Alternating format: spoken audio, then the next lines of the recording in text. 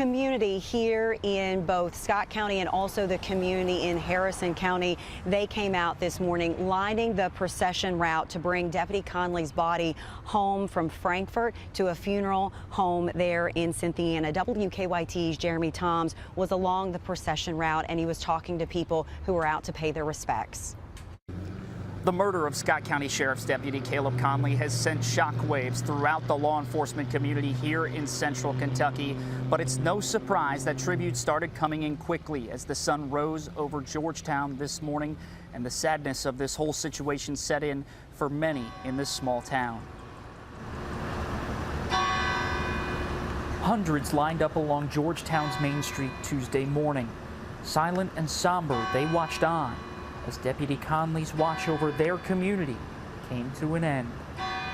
Some, like Brian Wasson, were not even from this community, but he came to say goodbye to an old Harrison County High School friend. Whatever he was doing, he was going after it. It wasn't, you know, not doing anything 50%. It was all or nothing with him. So, you know, not surprising to see him become an officer and, you know, serve the community.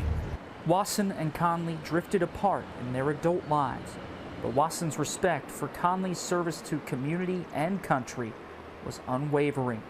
A respect that was displayed by agencies from across the Commonwealth as Lexington Police, Frankfort Police, Campbell County, and more took part in the escort.